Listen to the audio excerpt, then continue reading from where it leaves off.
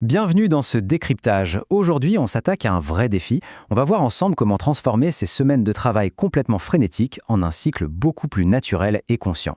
Et pour y arriver, on va plonger dans une source d'inspiration vraiment fascinante, la profonde sagesse ancestrale haïtienne.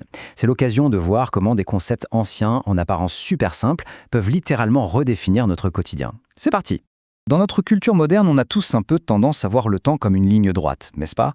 Une sorte de marathon permanent, souvent punitif et super épuisant. Mais les anciens, eux, voyaient les choses de façon totalement différente. Ils percevaient le temps de manière beaucoup plus organique, comme un cycle naturel qu'il faut vraiment respecter. Au lieu d'une course effrénée, c'est plutôt perçu comme une véritable danse avec le destin. Du coup, pour vraiment maîtriser ce rythme de la semaine, sans s'épuiser, on va explorer 5 piliers fondamentaux. L'ancrage, la résilience, l'énergie, l'unité, et on terminera bien sûr par le repos.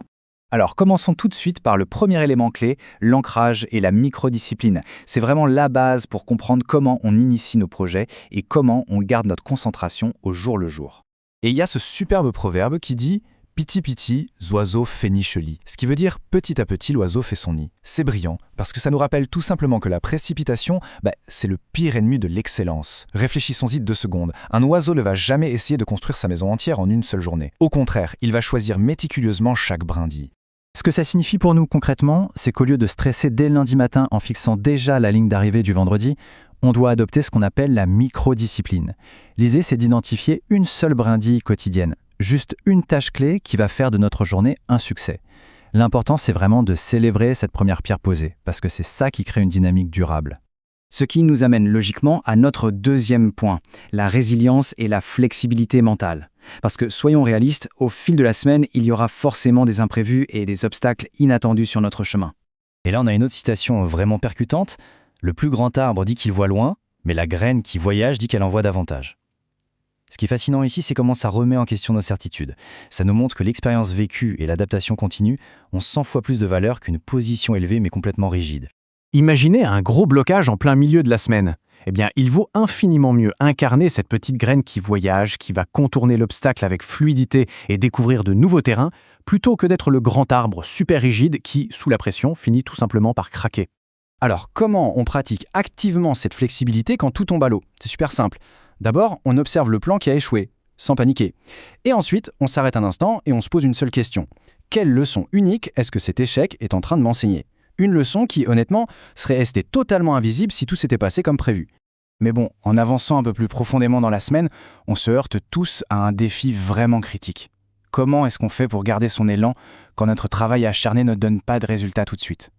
Gérer cette frustration du progrès lent, c'est vraiment l'un des plus gros obstacles à surmonter. Et ça nous mène directement à notre troisième phase, la maîtrise de l'énergie.